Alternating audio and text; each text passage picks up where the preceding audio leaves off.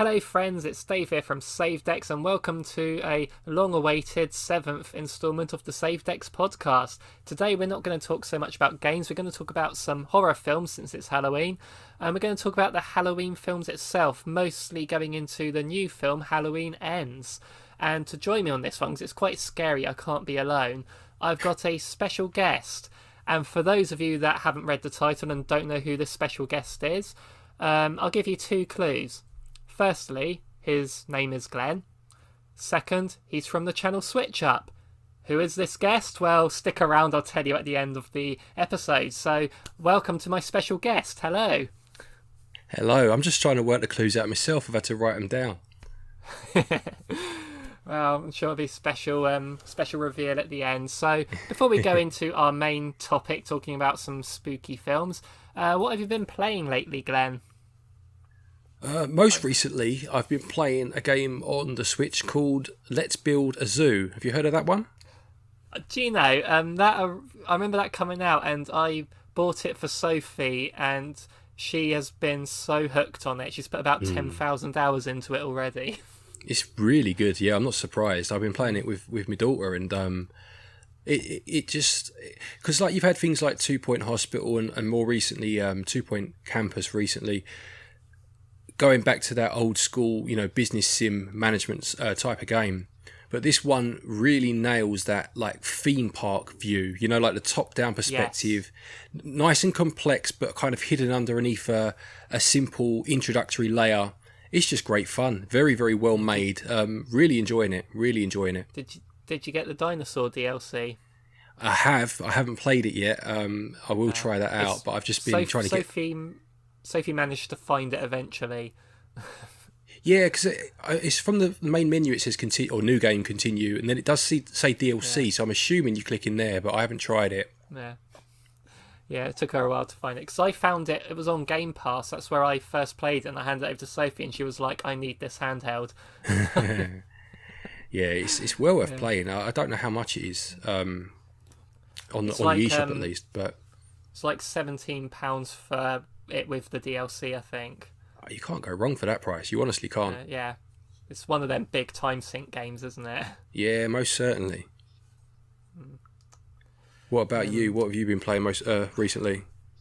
Well, Pilot Wings 64 arrived on the N64 app, and I had no nostalgia for that game. It's the first time I've ever played it, and I absolutely love it. Me and Sophie have been taking it in turns with it, like trying to beat the scores to get to the next medal and stuff. That's been very addictive. And there was a free trial for Obakaidoro, I think that's pronounced, which was it's that NSO free trial this week that they sometimes do. And what that is, it's an online game where one person plays as a ghost and the other 3 play as humans.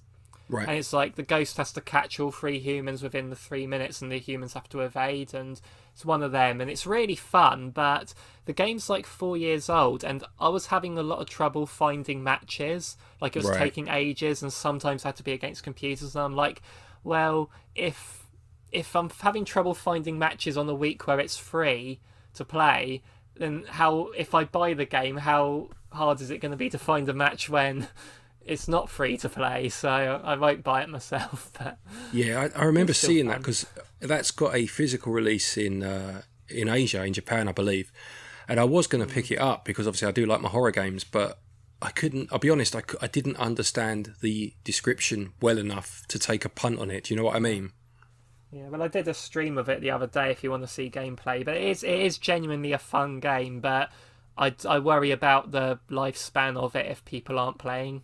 Yeah, that's fair enough. And Pilot Wings, by the way, I mean, you said you had no nostalgia for that one. That was actually one of the first 2 games that I got for my N64, the other being obviously Mario 64, and I absolutely loved Pilot Wings.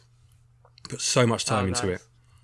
Well, considering I've gone into it with the 2022 perspective of no nostalgia and absolutely love it, I'd say it's aged really well. Yeah, I would. I mean, I haven't played it since it's gone on there. I definitely will. But looking back and thinking back, it seemed like a game that you could play X amount of years later and still have fun with. I remember there was like just flying around the maps and just exploring. You had like a New York style map with like Mount Yes. Rushmore and or not New York, but sort of like an America style map, I should say. But it was just great fun, just so much fun back in the day. Yeah, definitely. Right, so those are the games that we've been playing lately, and so should we go on to our main event? Yeah, let's do it. Okay, so Halloween. How do we describe the Halloween film series? It's quite difficult, isn't it? So it's because I only got into it last October, because like the first 5 films were on Netflix, and that's how I watched them. And to get my head around how this series goes was quite tricky.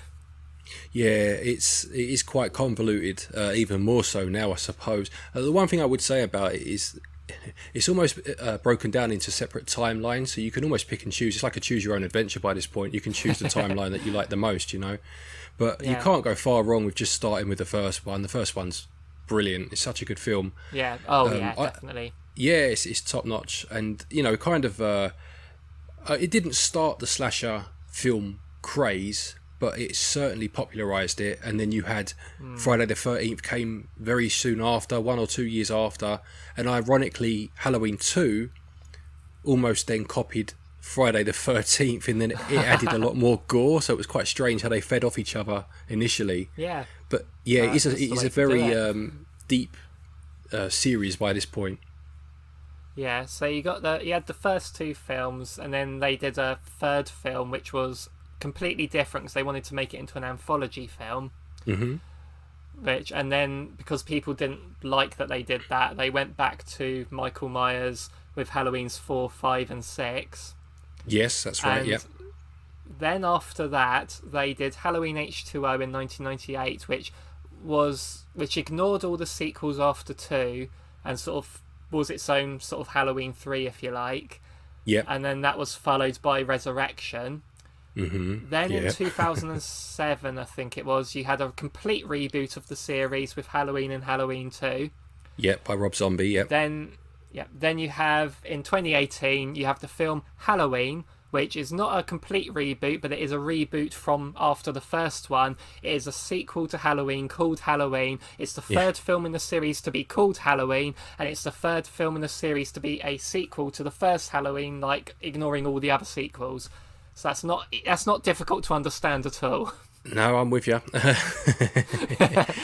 And then it started its own, as I'm sort of calling it, a modern trilogy, where it followed by Halloween Kills and then Halloween Ends, which is the most recent one. Yes. So should we just go into what we think of this modern trilogy?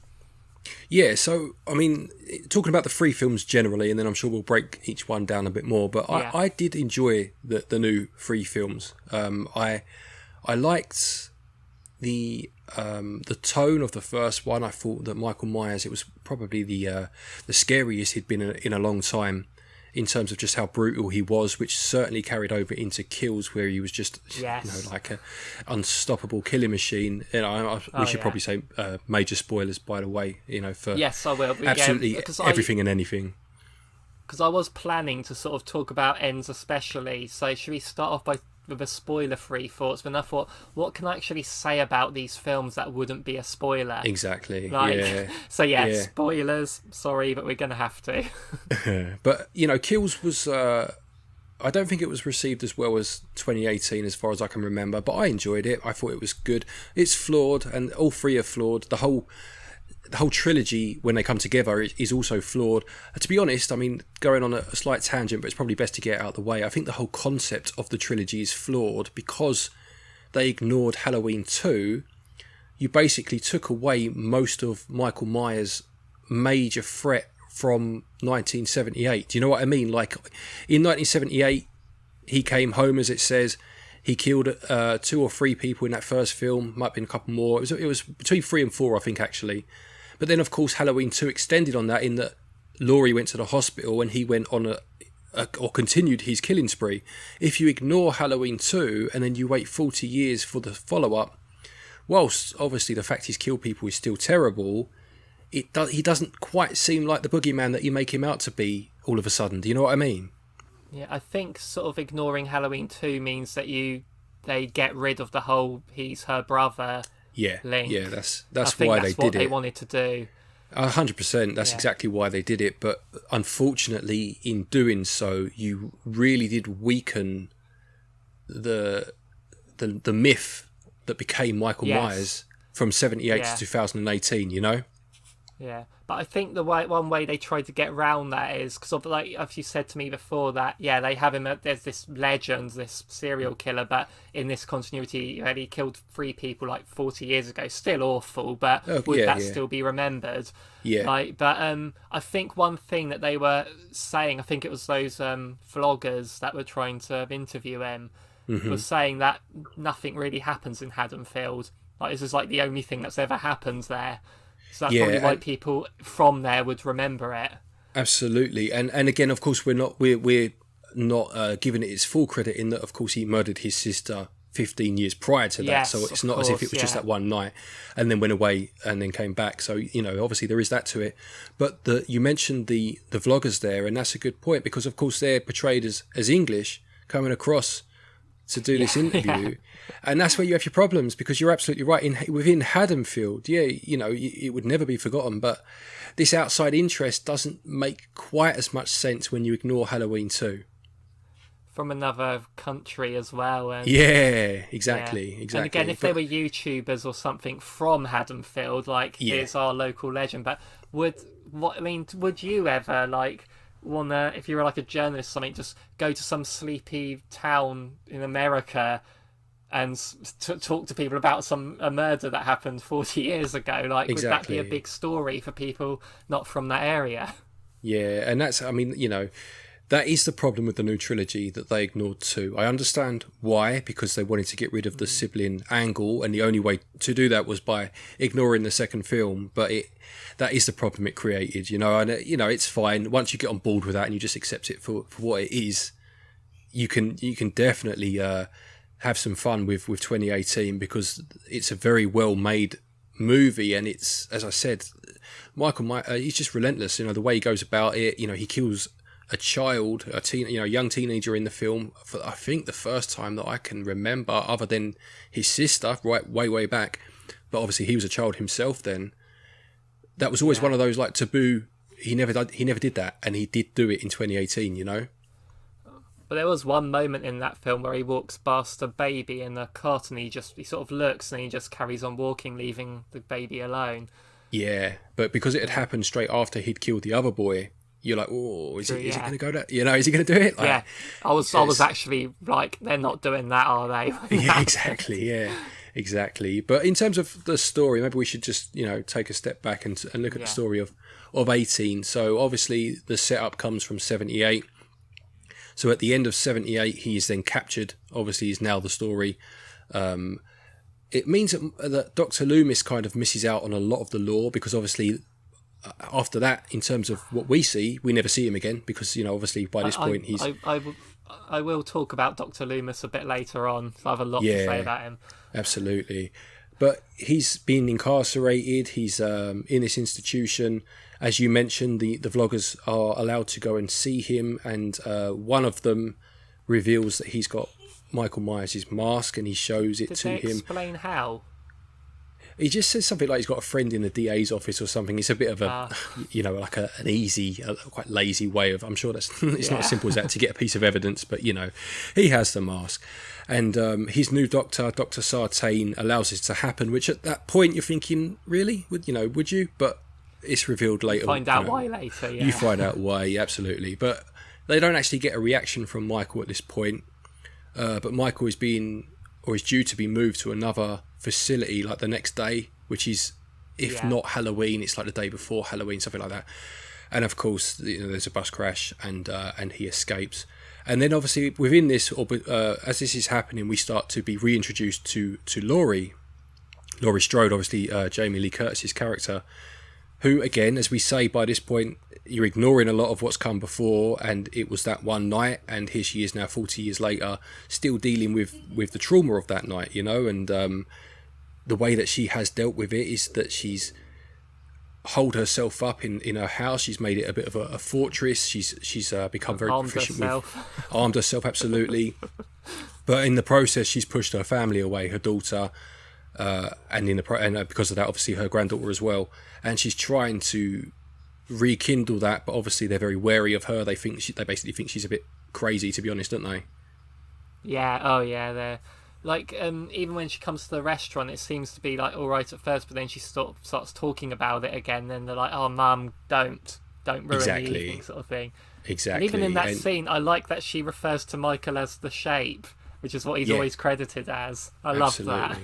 Yeah, it was good. And so obviously once you've got this new version of Laurie and the way she's dealt with it, which, you know, that a lot of people, this was another problem they had with 2018, was that that they struggled to I don't know, justify, if you like, in their mind that someone would still be fearing someone, or even not even necessarily fearing him, because she almost wants him to escape. She says it, I think, that she wants to try and kill him. So it's not even fear, but still be obsessed, if you like, with this person so many years later. Because if you watch Halloween H2O, obviously they have a 20 years later version of her that is maybe a bit more grounded.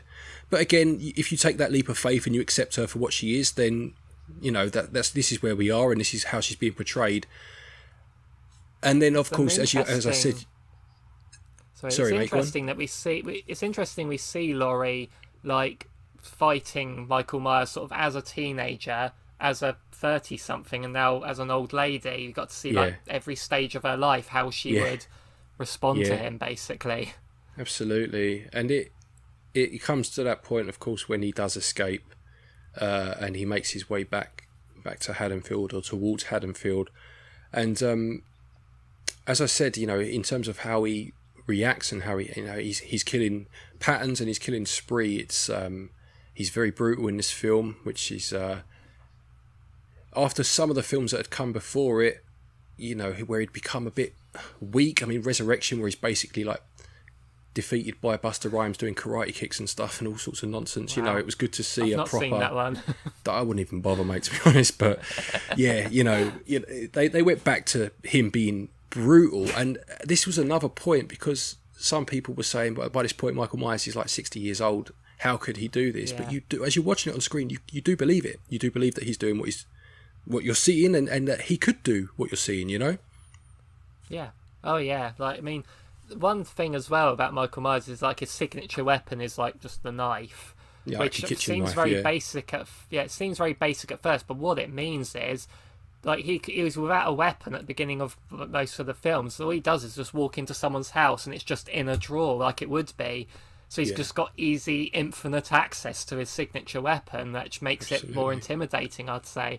Yeah, I agree with you. And there are two kills in this film that are absolutely brutal for different reasons. The first one is, well, it's kind of a double kill, to be fair, but it's the two vloggers that we mentioned, because he follows them to they're in the toilets in like a petrol station or whatever, it's service station, and the lady's gone in to use the bathroom, and he comes in, and like she's saying, oh, this is occupied, you know, sort of thing, and he like drops some teeth or something. He's killed a mechanic and nicked his clothes, hasn't he? And he drops his teeth down. He has to have those overalls. He has to have the jumpsuit, exactly right, the overalls. And whilst he's trying to get to her friend, the other vlogger comes in, and he just brutalises him, just like smashes his head into the wall, doesn't he? And then, of course, he strangles the woman, and it's not necessarily the most gory death, but it's just straight away you're introduced to that brute strength, you know, like he just takes them out. Yes.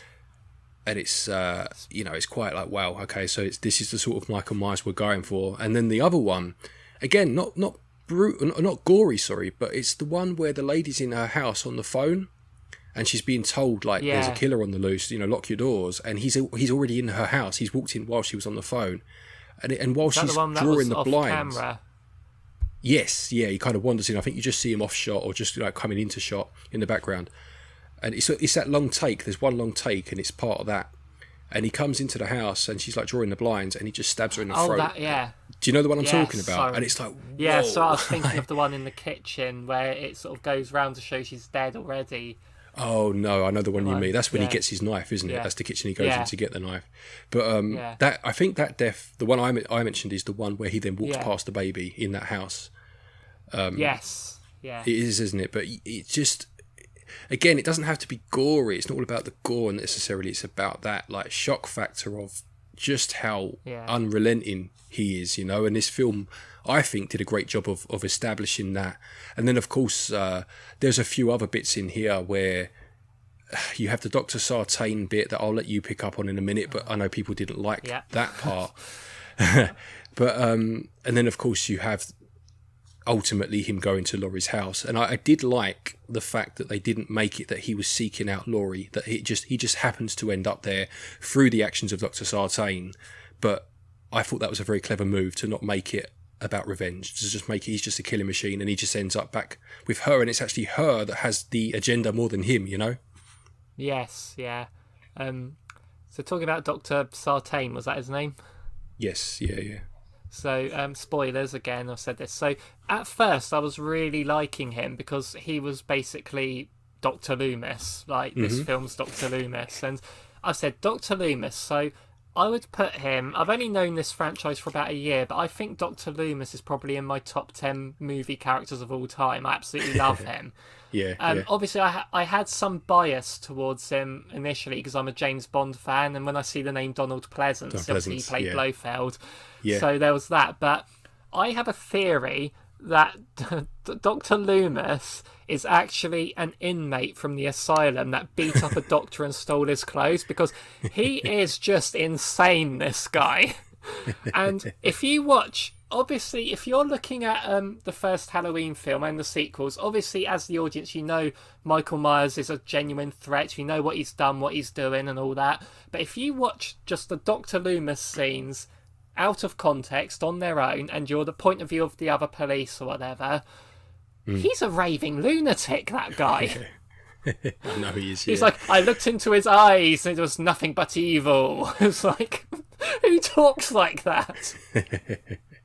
Yeah, and he gets progressively more crazy as the series goes on. Like, it's just... like, you have that what's her name, Jamie, the little girl in like the fifth one, who's mute, but she has this psychic link and knows how to communicate with Michael, and he's like, okay, we must get the answers out of her, so he chooses to grab her and scream in her face, and obviously she's going to get scared by that. Like, oh, what kind of, like, psychological doctor are you? Like, but even in the second film, in Halloween 2, like, he starts randomly shooting at some teenager who stops in the road and gets hit by a car, Ben Tramer, and he's just like, oh, well, you better check his dental records then. I'm going to go over here and do something else now. See you later. Yeah.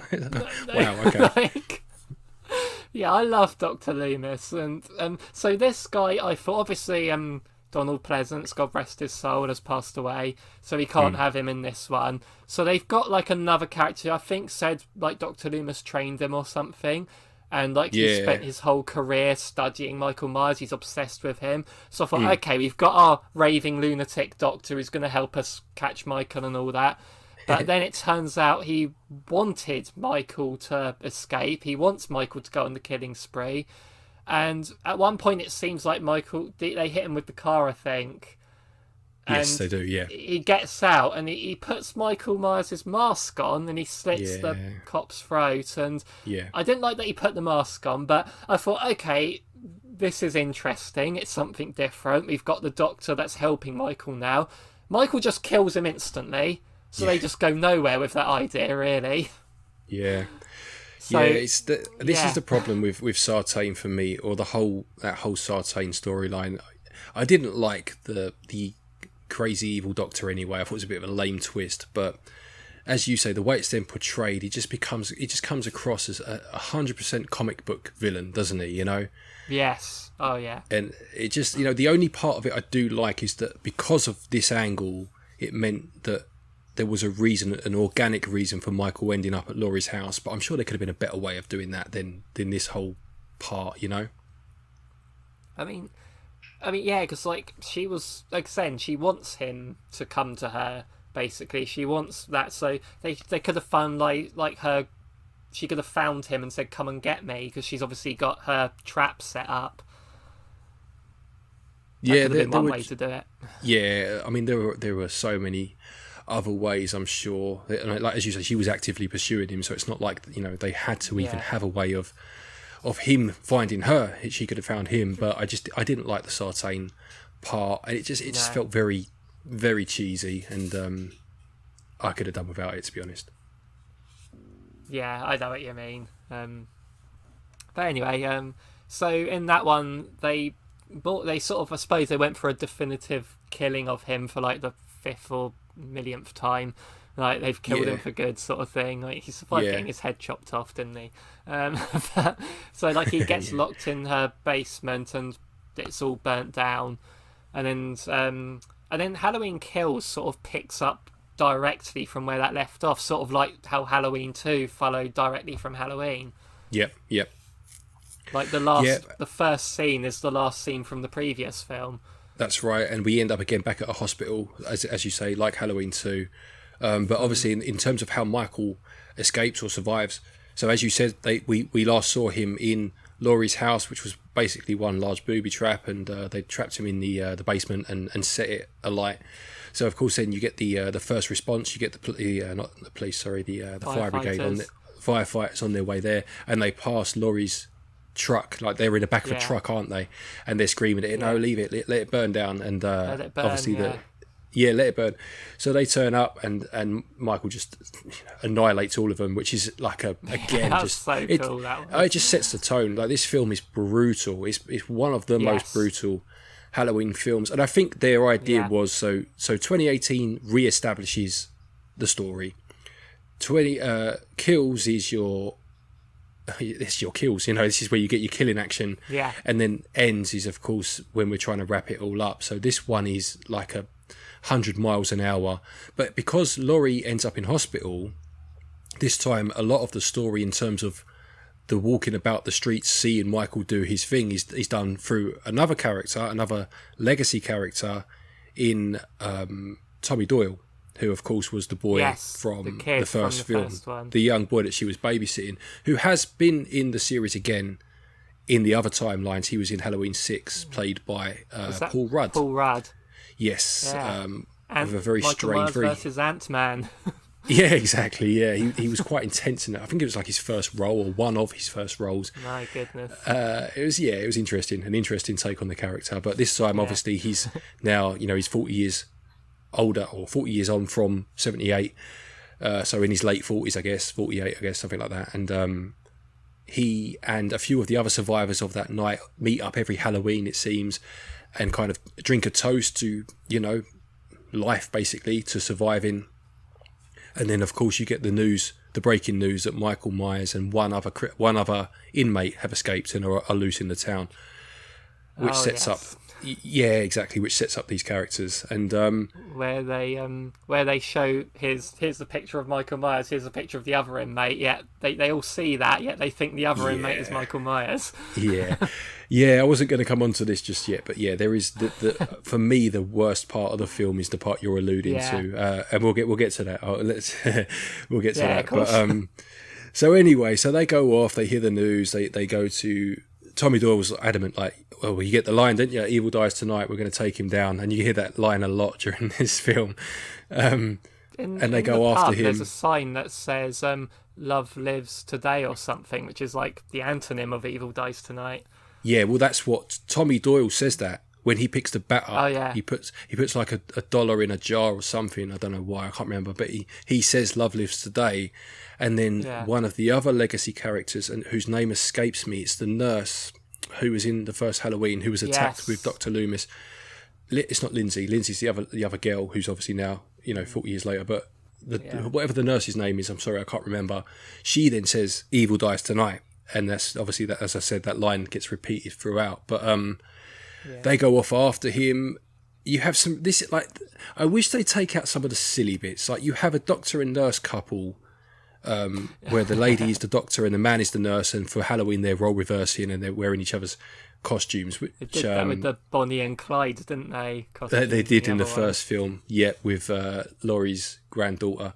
But the bit that annoys me, there's no need for these sort of bits in horror films. They're so cliche and tired by this point. Is when they come out of the bar.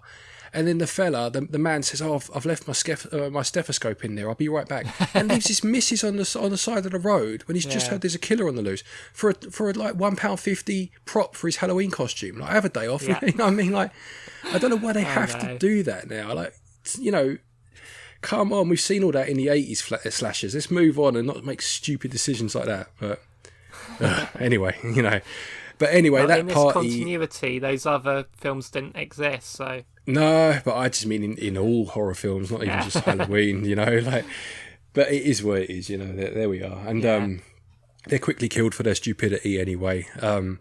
And again, we do get another allusion to the fact that Michael's killed a child in this one, because there's 3 trick-or-treaters, and they each have one of the masks on from Halloween 3, Season of the Witch, which is a nice little touch. Yeah. And then 2 of them are seen on the swings, and Lindsay, the woman that I mentioned earlier, comes over and says, go home, it's not safe. And then you see Michael with the 3rd kid's mask in his hand, and obviously that kid is never seen again. So you assume that he has, once again killed a child in this trilogy. And he chases Lindsay, as I said. He kills the nurse from the first film, which was a bit of a waste of her character. Gunshot to the face. No, that's the other nurse. That's the doctor who's being a nurse for the night. I meant the original lady that was in the first film. Yeah. And again, we get a pathetic, this is for Dr. Loomis. Well, what is for Dr. Loomis? So Dr. Loomis Michael died. didn't kill Dr. Loomis. No. I mean, if anything, Dr. Loomis shot Michael about 6 times, didn't he? That's what he keeps telling us. But even like the line is corny enough, but then of course there's no bullets left in the gun. Like, oh, come on, what are we doing? But I'm sounding like I don't like this film. I actually do like this film, but it just goes very cliche heavy early on. But they all die. The only one left of that pack, or the only ones left, are Tommy, who had gone off and wasn't with them anymore, and Lindsay, who escapes him by hiding. She hides like under a bridge or something, doesn't she, after being chased by him? Yes. And then we get Tommy declaring that he's gonna end it all tonight. He goes to see Laurie at the hospital, and he gets another search party. He basically starts rounding up the whole town to follow him, and they're going to go and kill Michael, doesn't he? And that's where, I suppose, in a roundabout way, you have the scene that you were talking about earlier, where you basically have this mob mentality by this point, and the whole town are wrapped up and ready to kill and get their pound of flesh. And then they mistake the second of the escaped inmates for Michael. Yeah. And again, I understand why, because that's one of the messages they wanted to portray in the film of mob mentality and people effectively, losing their minds and just wanting not blood. Thinking, yeah, exactly. Losing all rational thought and just wanting what they perceive to be justice. Yeah. But it's so heavy-handed, isn't it, the way they do it? Yeah. And the way they got the people screaming, "That's not him," constantly. And I'm sure that Tommy hears that as well. Yeah. 'Cause he's right there, but he still just ignores them. And it's like, you know what Michael Myers looks like. His picture was on the news earlier. Exactly. And again, even if you could argue that no one had ever seen Michael without his mask and all they saw were the pictures of 2 inmates and how were they to know who was who, don't tell me that when Michael was arrested there weren't mugshots put on the news back then. All right, he's 40 years later, but I'm pretty sure you could ascertain which of those 2 was that one, Yeah, of course. But I think with this one, with Kills, I do understand. Obviously, it's flawed. We're picking out a lot of the flaws. But when I watch this one, and I do enjoy watching this one, I watch it just for the adrenaline rush of how brutal it is. Do you know what I mean? And just try to forget a lot of these. I know we're nitpicking, but you know what I mean? Like, I can still have fun with this film. I just have to just try and push a lot of this to the side. You know me, I'm a huge James Bond fan, but I will nitpick those films to the death, all day long, all day long. Yeah, it's like, that just shows that you like it a lot if you're able to nitpick it, because it means you've paid attention, you've seen it. And you care enough to bother, basically, Yeah. So I went into every Halloween film I've seen, I've gone into blind, not knowing anything about them, not knowing what people think of them either. Mm-hmm. So Halloween Kills, after I think I texted it to you straight after, I think it's probably got bias because it's still fresh in my mind, but I think it's probably my favourite in the whole franchise. Okay, it's the one I've enjoyed the most because of that adrenaline rush. But so I was surprised to look and see a lot of people hate this film from what I've seen. Yeah, I think, mate, obviously it's as we've been saying, there are a lot of issues with the story, which coming off of the back of 18, which was obviously the last film before 18, if you ignore the 2 remakes, was Resurrection, so people were really looking forward to it being rebooted. And I just think it maybe fell into a few of the traps that some of the previous films had fallen into in some respects, which, you know, disappointed some people. I like it, as I said, I enjoy it. It's certainly not my favourite, but, you know, it would be kind of in the top third of if I ranked them, I would say. I do enjoy it. Yeah. I just felt it was... I didn't like the ending, or not the ending, not the actual ending, but I didn't like... I just, again, like, so if we move it on a bit, obviously, so that character we were talking about kills himself, and there you have the big message about mob mentality. But then we go back to Michael, and obviously he continues his killing spree. There are just, again, a few bits here that annoy me. You have the Big John and Little John characters, and who live in Michael's old house, and I like them. It's nothing, you know, the characters were fun, but he kills one of them, Big John, isn't it? Because the big one is called Little John. It's the other way around, isn't it? Yeah. So he kills Big John, really brutally, like really quite nasty, and like that Game of Thrones. In there. It was exactly right. And then Little John comes up the stairs, and Michael's staring out the window, which is this big thing about he goes to his sister's room and he stares out the window, and first of all he speaks to him. He says, Michael. And Michael then turns around. I'll be like, sod that for a laugh. I'm off, mate. Like, Get out of there, yeah. And then he just says, "You've come home," and then just stands there and happily lets himself die. And I feel like, that for the sake of someone. Sorry, someone who didn't know him. No, he didn't know him, but like for the sake of just that one symbolic moment in terms of, look, he's home again. They made a character look like a complete muppet, and I wish they wouldn't do that. Yeah. There's better ways of telling your story than making your characters stupid. And maybe that's, the more I say, maybe that's why people don't like this film, because I'm starting to think, actually, But there's just a few too many of those, you know. Because Big John and Little John, I absolutely loved them. Like in their first scene, they're winding up the trick-or-treaters, aren't they? And that's right. Like, I really loved them as characters, and the fact that they kept on calling each other Big John, Little John all the time. But then there wasn't really any point to them though. Like I thought they were going to be some of the main people out there, involved in the story more, but they didn't really do anything substantial. That's what I mean. I mean, I honestly feels like they were there just to tell the audience Michael wants to be back in his old house. It's pretty much the only reason they existed. Do you know who they reminded me of? You'll have to help me out. I'm sure you'll know. But there were two villains in a James Bond film.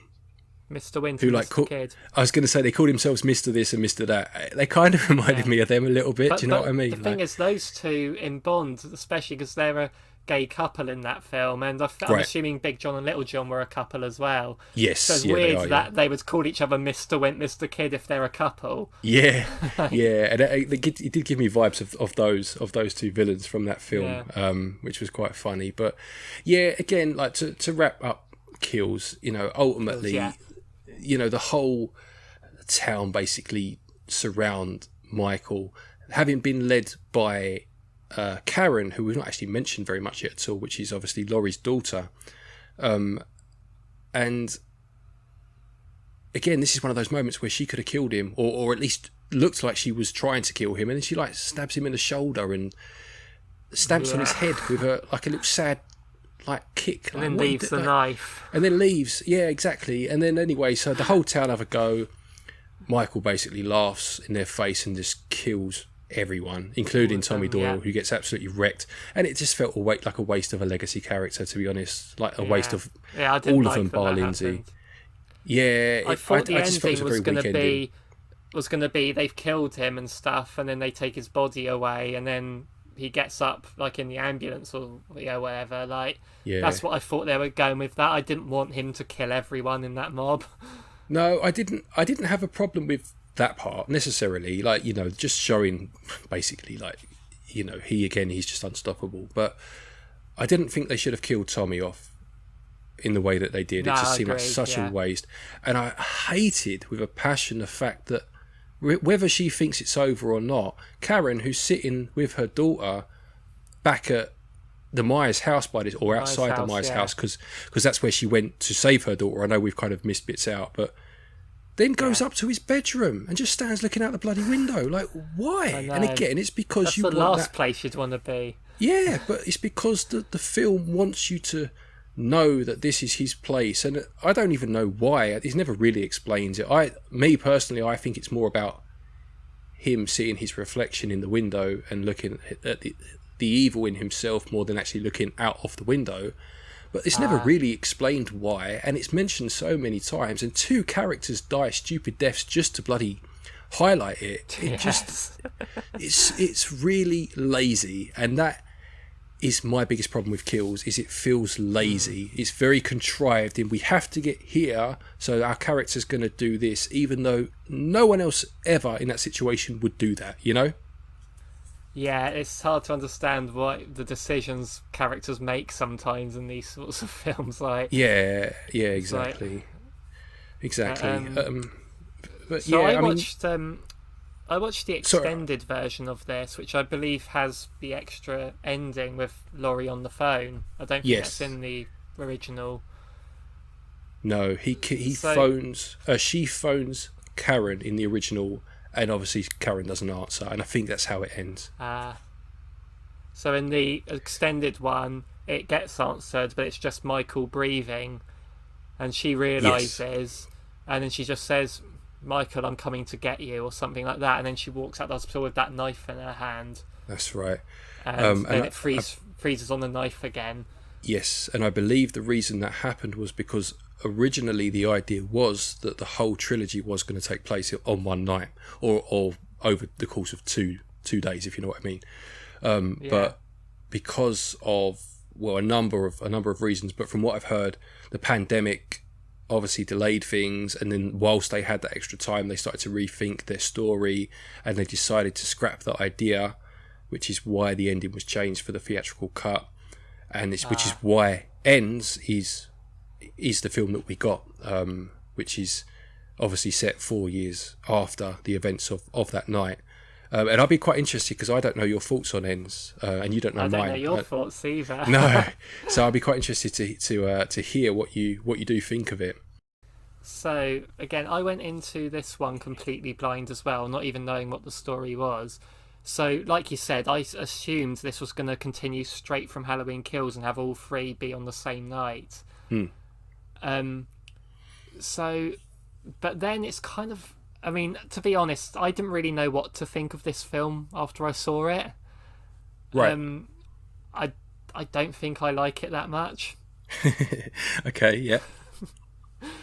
So, I mean, I'm going to liken it to the Jurassic World film that came out this year, where the second film in the new trilogy set up something that I thought was going to be awesome for the third film, like dinosaurs are in the real world now, and in here, Laurie is hunters become the hunted. Laurie's going after him now. Yeah. But then they just didn't do it in the third one. Right. You know? Okay. Instead, Laurie's like, at the beginning, Laurie's like, yeah, I just kind of got over it, bought myself a house. Like, I spent 40 years preparing for this, and he killed my daughter. I'm kind of over it now. Like, Michael's still at large. I don't care anymore. Like, I'm going to bake a pie. It's fine. Yeah. Like, that's our biggest concern at the beginning. I tried to make a pie for you. I get it. I understand. I set my whole house on fire in the first film. I'm annoyed by fires burnt. Yeah, I get that. I do get that. Sorry, carry on. No, go on. I was just going to say, I do think I like this one. I am still not quite sure myself, but I do. I'm leaning more towards liking it than not. But it is. There were things I did like about flawed. it. Yeah. It could have been better, and I don't just mean obviously anything could be better, but I mean even with what they did, even with the story they told, if they just tweaked it a little bit, it could have been a very good film. But I do still like it somehow. Maybe as you say, maybe it's just that bias of it being new, but I do still quite like it. I must say. Yeah, it's just because they do the whole like Michael's not the main killer in this film. It's this other guy, Corey, I think his name was. Corey, yeah. So they set up. I mean, I quite liked the attention to detail in some things. Like at the beginning, he's babysitting and they're watching The Thing, John Carpenter's The Thing, which in the original they were watching The Thing, weren't they? The one from the 50s, Yeah, there's a lot of little details like that were really good. So he accidentally kills the kid he's babysitting. As the parents come home, just as they hear him shout the words "I'm going to kill you" before the kid dies. So worst timing ever. And by the way, is this? I mean, obviously you're not American, but do Americans just all live in mansions? By the way, whenever I see an American film, the houses like their hallway, that house. My entire house I live in could fit in just their hallway. But on the bright side, because of that, you'll never fall from the third floor and die. So, that's swings and roundabouts, really, isn't it? I did think that was a disaster waiting to happen, that setup. But absolutely. So anyway, to add a bit of context, just to add a little bit of context, because you said he accidentally killed him. So, So Corey is, the nice guy. He goes to get a drink out the fridge as the babysitter and he leaves the beer alone. He gets the chocolate milkshake. He's the nice fella, isn't he? But then he gets the little boy who's a bit of a little brat, locks him in the attic, doesn't he? And he's, as you say, he's banging on the door. He's having a panic attack and he's like, "Get me out! I'm going to kill you!" And then he kicks the door, which hits the boy, and the boy goes over the banister. And then we have the boy dies in front of his parents. But that sets up this idea of Haddonfield not having truly recovered from the events of Michael's rampage and almost needing a new, not scapegoat, because Michael wasn't a scapegoat, but needing someone new to hate, and this boy Corey becomes that, doesn't he, Yes. So then it's like 3 years after that incident. Yeah.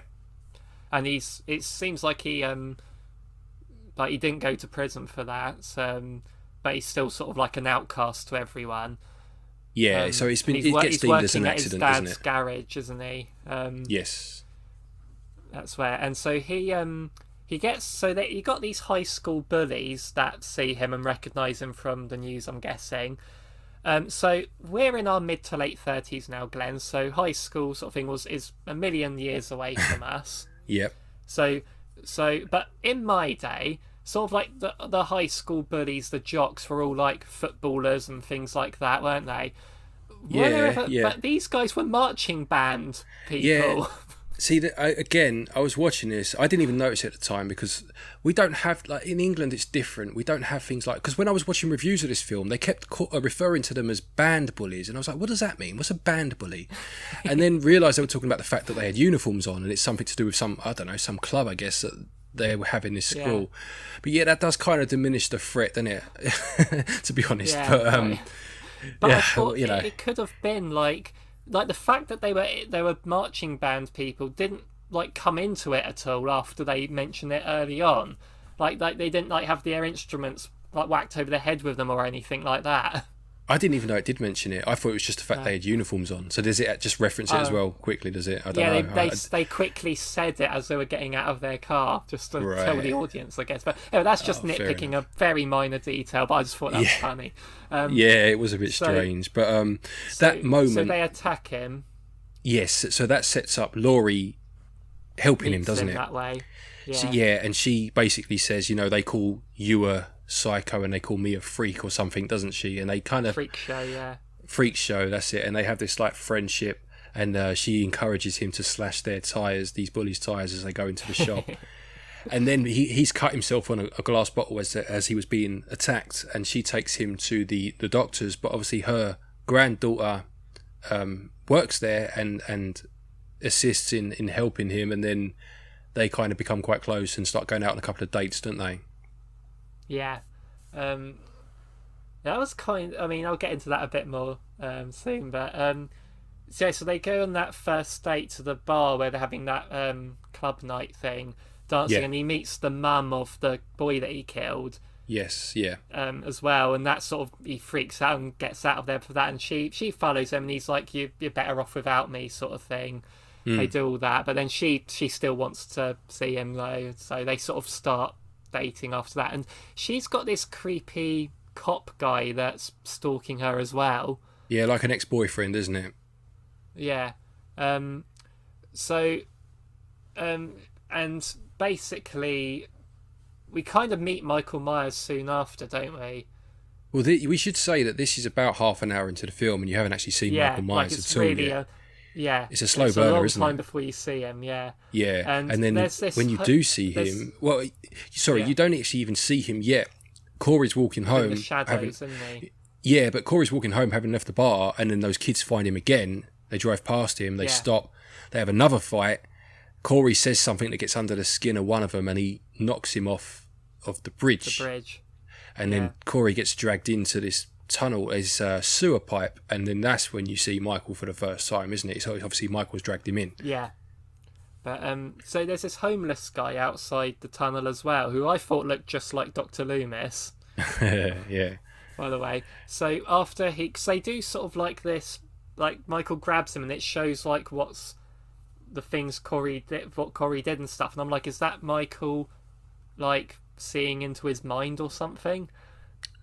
Yeah, it's never really explained, is it? You have that moment where they kind of look into each other's eyes, and then you see the flashbacks of Corey's past, and you see the accident and stuff. And obviously, after this point, Corey's behaviour is drastically different, but it's never really explained why. And obviously, this does set up a lot of the problems people have with this film. In that, obviously, from this point on, again, spoilers, of course, but from this point on, Corey actually becomes a killer, and he's the main killer, really, isn't he? He kills more people than Michael kills. Yeah, so the first one he kills off that is that homeless guy, but that was sort of self-defense, I'd say. That was more self-defense. The knife from the fight on top of the bridge, he's down on the floor, and the homeless man attacks him, and he's kind of saying things like, "I'm Michael Myers," isn't he? Go and get my mask for me, and he's right in his face, and they're having a scuffle, and he does stab him and kill him. But that one, you could kind of, at this point, obviously not knowing what's coming, you could think that was. It's almost like a series of unfortunate events, isn't it? He's now killed two people accidentally, almost. Do you know what I mean? Or in self-defense in this case. But obviously, then the movie goes in a completely different direction, and he does actually start to want to kill people. And the first one that is killed, albeit by Michael, but with Corey's assistance, is that policeman that you mentioned earlier, isn't he? Yeah. So he then lures him there, doesn't he? He does. Yeah. So Laurie and. Not Laurie, sorry. Her granddaughter, what's her name? I can't remember now. Alison, thank you. And Corey kind of reconcile, and then they're out in a cafe or something, aren't they? And they're having a chat, and this copper keeps coming over and interrupting, he flat out tells her, "I killed someone," and she just sort of goes, "Huh, okay." Yeah, that's weird. I didn't, because so. Yeah. All right. Yeah. So he says after the events of the previous two films, she had warmed up to someone who just said he killed someone.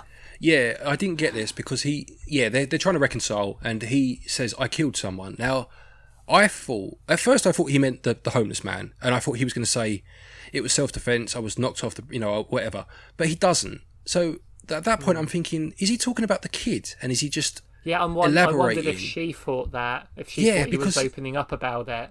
If she knows he means someone else, then as you say at that point, she's like, "No, mate, I'm all right," and she leaves, doesn't she? So that was weird. I don't know whether I can criticise it or not because it wasn't clear enough. I suppose I can criticise it for not being clear enough, but I didn't get that bit. It didn't make sense, But then anyway, so he has a pop at this copper, and then he sees him again later that night. He lures him into this sewer, and he holds him still whilst Michael kills him, and you kind of get the impression that, a bit like in the past with like Freddy Krueger films, where Freddy needs people to be scared of him or need to have killed people to get his strength back. There's almost a bit of that with this Michael, isn't there? Yeah, like I've sort of read up on that as well, like the idea that he feeds on people's fear, and that's because like he's weak at the beginning, Michael, and he sort of becomes stronger as the film goes on, probably because he's killing again. But this is one of my problems with the film, and it can be explained, so it's not a completely justified problem. But at the end of Kills, Michael Myers was invincible,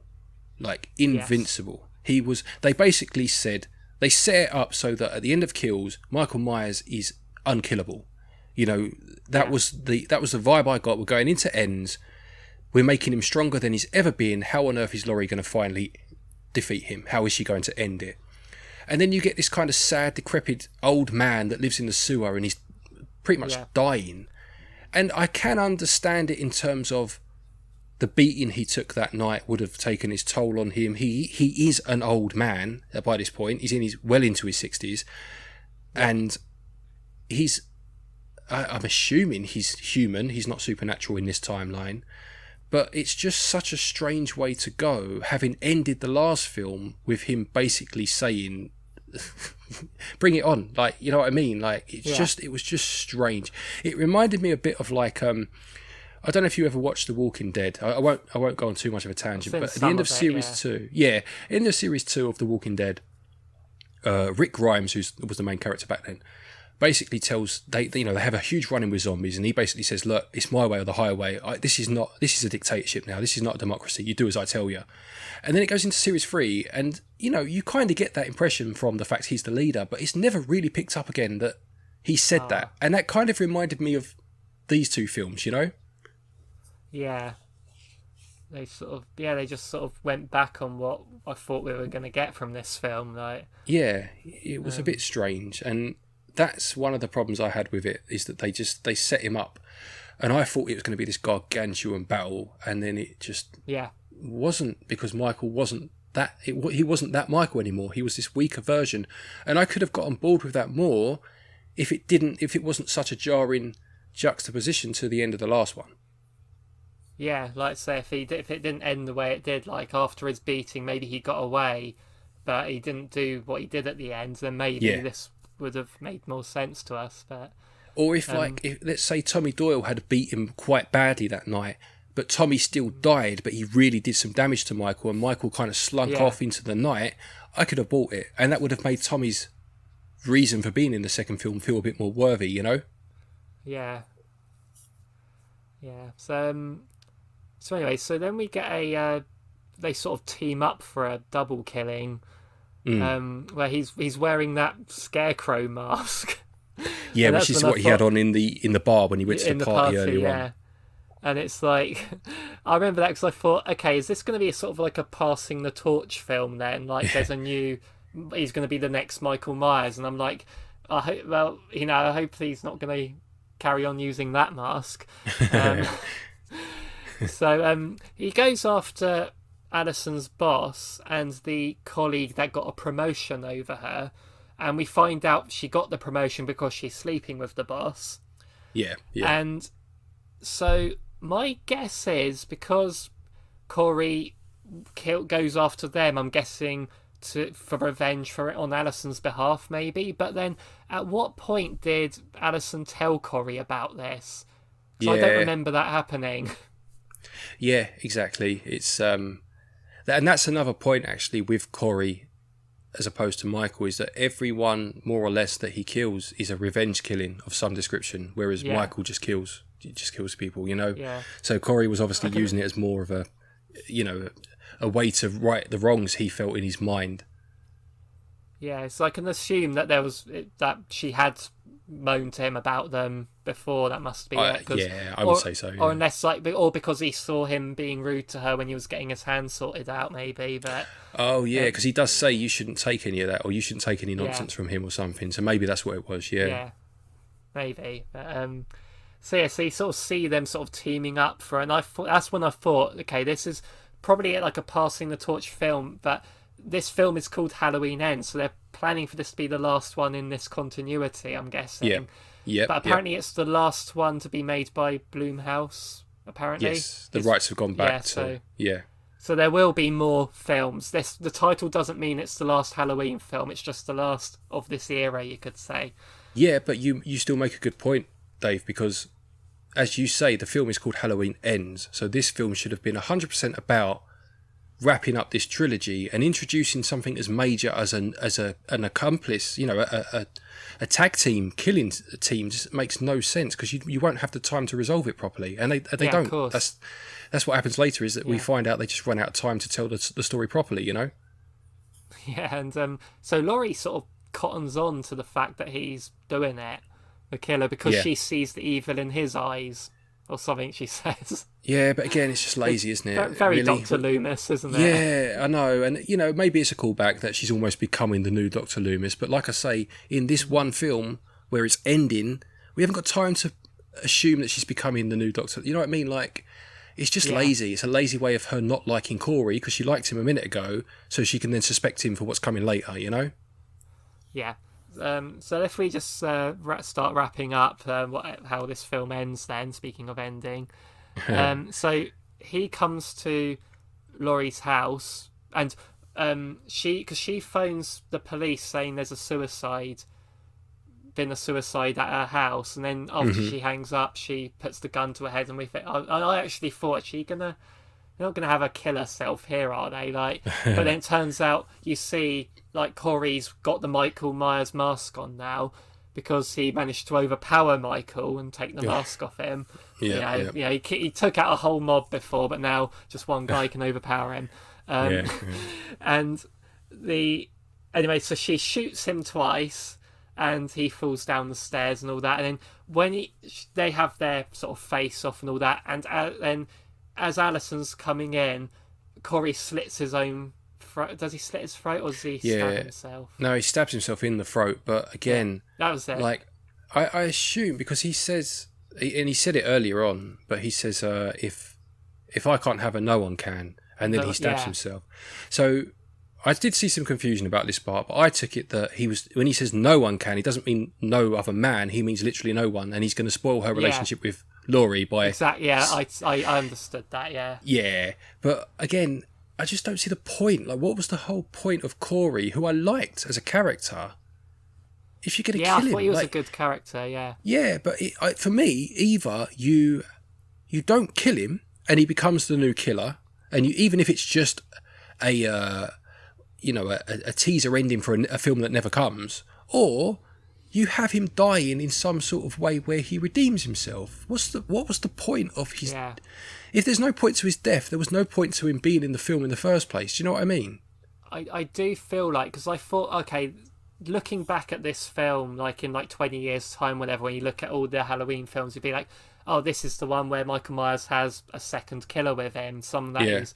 And I'm like, but I kind of feel like that sort of idea needs to be a middle film rather than the last film. Absolutely, I agree with you. So if this was Halloween Kills had this in it, then they could have done more with it and carried it over to the third film. Absolutely. And I will say, actually, I will give the film some credit, because maybe I'm being a bit harsh there. The tagline of the film, or one of the major messages of the film, is that evil never dies, it just changes shape. So having Corey in it, even if he doesn't really ultimately do much, is the fact that even if it wasn't like literally transferring himself into Corey, you could see the evil surviving by moving on to someone else, So I do get that. I just think the way that it was handled was sloppy, Yeah. Oh yeah. So Corey's actually not dead at this point, and then Alison's like, "What did you do?" Because Laurie takes the knife out, and then, so she's a bloody knife's in her hand now. Yeah. So she's sort of saying, it wasn't me. I don't think she even denies it straight away, but because she's still in shock, I'm guessing. But she's still got a gun in her hand, and there's like 2 bullets in him. So clearly she's been attacking him anyway. So after Alison leaves, Michael Myers is in the house now. And he gets the mask back, and then he kills Corey instead, like there. And then you get the showdown with Michael and Laurie, the thing that, we've been waiting since Halloween Kills to see, and we've waited this whole film to see. And we finally get it. And I honestly didn't know which way this fight was going to go. Mm-hmm. I know which way it should have gone, in my opinion, but I know what you mean. I guess Michael Myers would die, but I thought Laurie was going to die as well. I thought she should have, So you mentioned Alison leaving, and obviously she then sees a radio station on fire, and obviously earlier in the film we didn't mention this, but Corey the DJ had with his tongue. Yes, Corey had a run-in with the DJ in front of Alison, and he'd mentioned something about burning it down or something like that, which, to be fair, they both had said to each other about the town a couple of times, but she sees this, and as you mentioned, he had killed the DJ in quite a brutal way. He'd chopped his tongue off, cut his tongue off, and then it was on the LP, on the record, spinning around, wasn't it? And but anyway, that's enough for her to... yeah, that's enough for her to turn back round and go back home. And as you say, Laurie and Mike were obviously fighting. And, you know, the fight, again, I've heard it was too short. It was in too confined a space. Yeah, I don't mind the confined space, actually. I thought that made it quite a more intense fight, but it was certainly too short. And I didn't say this earlier because this is the time to mention it, but the problem for me, the biggest problem with this franchise or this trilogy is that the best Michael and Laurie fight was in the first film in 2018. Yes. And the reason for that is because at that point they didn't know it was going to be a trilogy and they wanted to get all the good stuff in that first film. Yeah. But that's the problem with these films that become labelled as trilogies, and ironically Halloween has suffered from it before with 4, 5 and 6, which are now called a trilogy but were never intended to be. So you have a lot of things that don't make sense, that the whole fawn cult part doesn't really make sense because at the time it wasn't going to be a trilogy. So the 2018 fight really should have been the end of ends, you know? Yeah. Oh yeah, definitely. So because they sort of, she kills him on the table, like quite that was disgusting, really. Yeah. Like she slits his throat and his wrists just And to his make wrist, sure yeah. and all that. But then he gets up and strangles her, and Yeah. then Alison comes in and then like when he's dead now and she's like not dead enough, and then because so throughout this film as well, people have turned against Laurie as well because they think that she's the one that goaded Michael into coming back to Haddonfield. Yes, yeah. But here's another thing. So in Halloween Kills, there's this old couple that he kills, like the lady with the drone, and he puts the strobe light in her throat. So in this one, you find out that she's not actually dead. She's paralysed in a wheelchair and can't talk. And I kind of thought, like, what was the point in that? Because they didn't really do anything with her either. Like, because, you had like I don't know if it was her daughter or something that said, it's her sister. Because of you this happened. Her sister. Yeah. It's because of you this happened. And it's like, but they didn't do anything really with it when she could have just said, my sister died because of you. Michael rammed a strobe light in her throat. Like, I think the reason is, to keep her alive. In all honesty, I think the reason is because as an audience, when the last film came out a year ago, and you might not have seen it for a little while, it's easier to see the lady, see the actress, or see the character, and go, "Oh yeah, I remember her," rather than her say, "My sister died," and me be thinking like, "Who would her sister have been again?" Do you know what I mean? Like I suppose it's more of a shock to see her sitting there in a wheelchair than if just be told that she died and it's your fault. But I do understand what you mean, and they did it before with the policeman, didn't they? Frank, I've forgotten his name, who Sartain looked to have killed in the first one, and then he was alive, obviously, in the second one. But going back to the fight, the ending of it all with Laurie and Michael, I felt when he grabbed her by the throat, that should have been the moment they basically killed each other and they should have died together. Because I agree. Again, it's said before that in the second film when she was lying in hospital, he has to die by my hand, even if it means me dying too, or something like that. And it just would have been quite a way to call back to that statement to show that ultimately she fulfilled her promise, whether she wanted to, obviously didn't want to die, but she was willing to die to kill the evil, and it felt a bit like a cop out to keep her alive, albeit. I like Laurie Strode as a character, and it's nice to see her have a happy ending. But it just felt a little bit like a cop out. Yeah, I agree, and it's quite a decisive way. Like Michael is definitely dead here. Yeah, and I think this has got a lot. I might be wrong. I might be completely wrong, but I remember Jamie Lee Curtis being really annoyed that they retconned the end of H2O. And I have a feeling she might have been in the writer's ear saying, actually, no, this time I want to see him on screen. I want to see him get chopped to pieces. Do you know what I mean? Yes. And he does. Actually see it. I mean, obviously they kept his face sort of obscured and stuff when he did it with the mask, but you could clearly see his face when they were carrying him through the crowd. Yeah, there's no coming back. It was Michael, and he was chopped. You see his head pop, basically, didn't you? He goes into the car crusher. Yeah. And Oh, yeah. Yeah. He survived somehow. Yeah, exactly. Yeah, but maybe it was the old man, the old homeless man all along. He was Michael. Maybe, yeah. He faked his death. So those were our thoughts on the recent Halloween films. I'd like to do some more like horror film talks with you at some point in the future. Yeah, definitely. I love horror. Yeah, definitely. I mean, I do want to play through Resident Evil Village at some point. I still haven't got it though. So we wanted to do one on that at some point. So before we wrap things up, we go on to our viewer question. Mm-hmm.